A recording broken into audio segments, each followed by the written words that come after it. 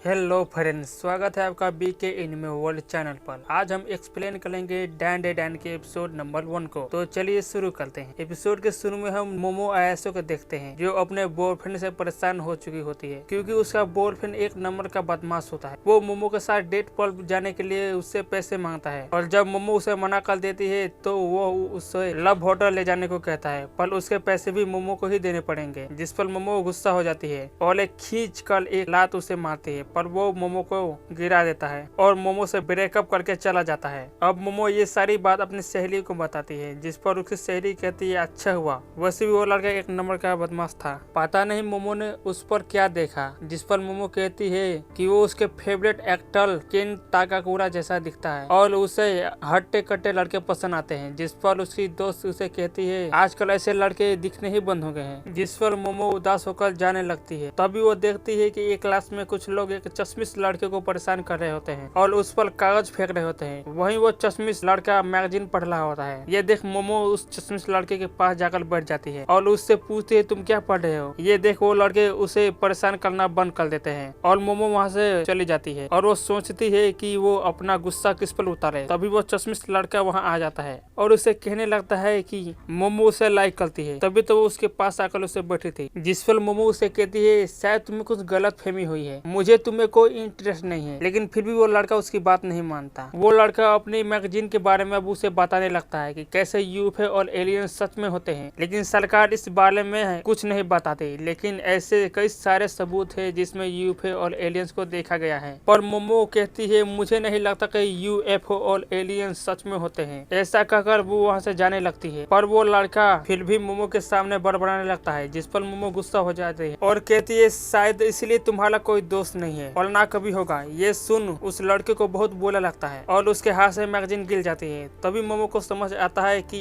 शायद उसने गुस्से में कुछ ज्यादा ही बोला और अब वो उस लड़के से माफी मांगती है और उसकी मैगजीन को उठाकर देती है और कहती है मेरी मानो तो एलियंस नहीं होते पर भूत होते हैं। ये सुनकर वो लड़का हंसने लगता है कि भूत जैसी कोई चीज नहीं होती, पागल हो क्या। जो सुन मोमो गुस्सा हो जाती है और वो दोनों लड़ने लगते हैं। मोमो का मानना था कि भूत होते हैं और एलियंस नहीं, और उस लड़के का मानना था कि सिर्फ एलियंस होते हैं। उन दोनों को लड़ता देख मोमो की दोस्त भी देख रही थी और कहती है लगता है मोमो का उसका नया बॉयफ्रेंड मिल गया और उन दोनों की जोड़ी काफी अच्छी है। वही मोमो अब उस लड़के को चैलेंज करती है कि वो किसी भूतिया जगह पर जाकर दिखाए और अगर उसे वहाँ भूत दिखे तो उसे मोमो का नौकर बनना होगा। जिस पर वो लड़का कहता है मोमो भी उसकी बताई जगह पर जाकर दिखाए और अगर मोमो को वहाँ एलियंस दिखे तो मोमो को उसका नौकर बनना होगा। दोनों को शर्त मंजूर होती है। वही रात में मोमो अब नागी जनरल हॉस्पिटल पहुँच जाती है, जो कई सालों से बंद था। मोमो ने उस लड़के का नाम ओकारून रखा था। वहीं ओकारून अब कॉल पर मोमो को बताता है कि ये हॉस्पिटल कई सालों से बंद है और इसे एलियंस का अड्डा भी माना जाता है और अगर वो इसके छत पर जाएगी तो एलियंस उसे किडनैप कर लेंगे और उसके ऑर्गन्स पर एक्सपेरिमेंट करेंगे। वहीं मोमो ओकारून से पूछती है क्या एलियंस ने उसे कभी किडनैप किया है, जिस पर ओकारून कहता किया और शायद एलियंस ने उसकी मेमोरी मिटा दी होगी। ओकारून की बातों से मोमो को पता चल जाता है कि उसने खुद आज तक एलियंस और यूएफओ नहीं देखे। ओकारून भी अब मोमो की बताई जगह पर आ जाता है, जो कि एक पुरानी टनल होती है। मोमो अब बताते हैं कि ये जगह बहुत भूतिया है, ऐसा उसने ऑनलाइन पढ़ा था। वहीं ओकारून डलते हुए टनल के अंदर गाते हुए जाने लगता है और उसे पता चलता है कि मोमो ने भी आज तक कभी भूत नहीं देखा। जिस पर ओकारून मोमो पर गुस्सा हो जाता है और उससे कहता है तुम्हें भूतों पर इतना यकीन क्यों है। जिस पर मोमो कहती है उसकी दादी एक स्पिरिट मीडियम है और उन्होंने ही मोमो को पाला है। मोमो जब छोटी थी तो उससे एक रिचुअल कर बाहर जाना पड़ता था, जिसे देख मोमो के दोस्त उसका मजाक उड़ाया करते थे और मोमो जिस लड़के को पसंद करती थी वो भी मोमो का मजाक उड़ाता था। इसीलिए मोमो गुस्सा होकर अपनी दादी को बुला भला कहकर चली गई और उन्होंने हाल ही में बातचीत करना शुरू किया है और मोमो ने वो रिचुअल करना भी बंद कर दिया है। मोमो अब कहती है कि वो इसलिए नाराज नहीं थे कि उन्होंने उसका मजाक उड़ाया, वो नाराज थे कि उन्होंने उसकी दादी का मजाक उड़ाया। वो अपनी दादी से बहुत प्यार करते हैं, इसीलिए मुझे यकीन है कि भूत होते हैं। वैसे तुम्हें एलियंस क्यों पसंद है, इसकी कोई खास वजह। जिस पर ओकारून कहता है किसी चीज को पसंद करने के लिए वजह होना जरूरी नहीं। वहीं ओकारून को पैरों के निशान दिखते हैं। तभी वहाँ टर्बो ग्रानी आ जाती है, जिसे देख ओकारून डलकर भागने लगता है। वहीं मोमो कहती है भागना मत, तुम टर्बो ग्रानी से नहीं जीत सकते।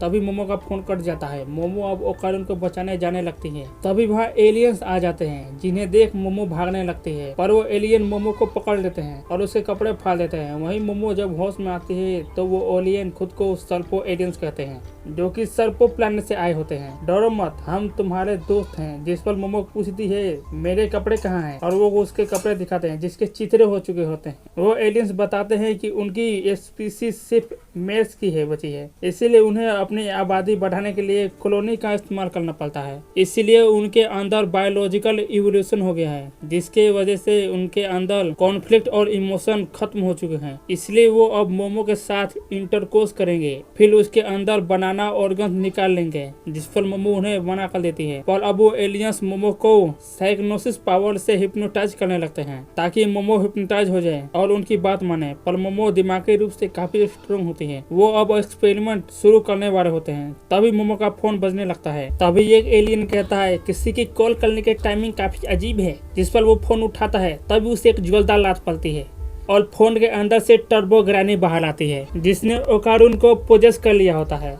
तभी दूसरा एलियन बोलता है मोबाइल से बाहर निकलने की टेक्नोलॉजी तो हमारे पास भी नहीं है, तुम जो भी हो चले जाओ, या तो हमें अपना बनाना दे दो। एलियंस अब अपनी पावर का यूज करने लगते हैं, पर ग्रैनी इतनी तेज होती है कि उन पर एलियंस का पावर का असर नहीं होता और वो दूसरे एलियन को काट कर दूर फेंक देती है। अब तीसरा एलियन अपने अटैक से ग्रैनी को दूर फेंक देता है और कहता है हमने आज तक कभी इंसानों पर हमला नहीं किया, तो चुपचाप हमें अपना बनाना दे दो। और करुण कहता है तुम्हें जो चाहिए ले लो। वो कितने टाइम से एलियंस को देखना चाहता था, क्योंकि उससे कभी कोई दोस्त नहीं बने। उसे लगता था कि कम से कम एलियंस तो उसके दोस्त बनेंगे, इसीलिए वो बचपन से ही आसमान में घूमता रहता था और सोचता था कि कोई एलियंस उसका पास आ जाए, लेकिन ऐसा कभी नहीं हुआ। ओकालून को हमेशा दूसरे बच्चे बुली करते थे और किसी को कोई फर्क नहीं पड़ता कि वो जिंदा भी है या नहीं। लेकिन फिर मोमो उसकी हेल्प करने आई, इसीलिए वो मोमो को कुछ नहीं होने देगा। तो एलियंस को जो कुछ करना है ओकालून के साथ करे, पर मोमो को जाने दे और उसके लिए वो मॉन्स्टर बनने के लिए भी तैयार है। इतना ओकारून का कर्ज फिर से उस पर हावी हो जाता है। मोमो अब चिल्लाते हैं कि दिखा दो कि तुम असली मर्द हो। वो एलियन फिर से ओकारून पर हमला कर देता है और एलियन और ओकारून तुरंत हार मान लेता है। मोमो कहते हैं ये तो शुरू होने से पहले ही खत्म हो गया। एलियंस अब फिर मोमो को हिप्नोटाइज करने लगते हैं और कहते हैं हमें मेल निशाना से कोई मतलब नहीं। तभी मोमो को अपनी दादी का एक फ्लैशबैक याद आता है, जिसपे वो मोमो को अपनी शक्ति बाहर निकालने को सिखा रही होती है ताकि वो हमेशा खुद को बुरी चीजों से बचा सके। लेकिन मोमो ये रिचुअल करने से मना कर देती है क्योंकि बच्चे उसका मजाक उड़ाते थे। मोमो अब अपनी दादी को बुला भला कहती है और भाग जाती है कि वो और कहती है कि वो एक नकली स्पिरिट मीडियम है। मोमो अब सोचती है कि ये सारी बातें उसे अब की याद आ रही है। मोमो अब ध्यान लगाकर वही सब करती है जो उसकी दादी ने सिखाया था और अचानक उसके अंदर साइकिक पावर आ जाती है, जिससे वो टेबल को तोड़कर आजाद हो जाती है, जो देख ओकारून भी चौंक जाता है। मोमो को यकीन नहीं होता कि उसके अंदर साइकिक पावर थी। मोमो को अब यकीन हो जाता है कि मोमो अब समझ जाती है कि उसकी दादी सच में एक स्पिरिट मीडियम थी। वो उन्हें थैंक यू कहती है और उस तीसरे एलियन को एक जोरदार लात मारती है जो इतनी पावरफुल थी कि वो एलियन यूएफओ को तोड़कर बाहर जाकर गिरता है और ये यूएफओ बाहर से देखने पर एक मून की तरह दिख रहा था, लेकिन अब ये अपने असली रूप में आ जाता है और नीचे गिरने लगता है। मोमो देखती है कि ओकारून पूरी तरह से भूत बन गया था। वो मोमो को भी काटने आता है, लेकिन मोमो अपनी पावर से टर्बो ग्रैनी को ओकारून के अंदर से बाहर निकाल देती है, लेकिन ओकारून पर अभी कर्ज लगा था। टर्बो ग्रैनी कहती है कि इस लड़के की दोनों गोटियां निकाल ली है उसने और जब तक उसके पास उसकी गोटियां है तब तक ओकारून पर कर्ज लगा रहेगा। अगर ये ओकारून को कर्ज से फ्री करना चाहते हैं तो इन्हें ग्रैनी से उसी टनल में आकर लड़ना होगा। इतना कहकर टर्बो ग्रैनी गायब हो जाती है। यूएफओ अब उस हॉस्पिटल की बिल्डिंग से टकराकर नीचे क्रैश हो जाता है, लेकिन मोमो ओकारून को लेकर बाहर आ जाती है। दोनों अब गलत और सही साबित हो गए थे क्योंकि एलियंस भी होते हैं और भूत भी। मोमो को एलियंस ने किडनैप किया और ओकारून को भूत ने कर्ज लगा दिया। मोमो की साइकिक पावर की वजह से ओकारून अभी नॉर्मल है। अगर वो अपनी पावर हटा दे तो ओकारून वापस से आउट ऑफ कंट्रोल हो जाएगा। ये सुन ओकारून अब उस टनल की ओर जाने लगता है क्योंकि उससे ग्रैनी को हराने पर ही उसके कर्ज से आज़ादी मिलेगी।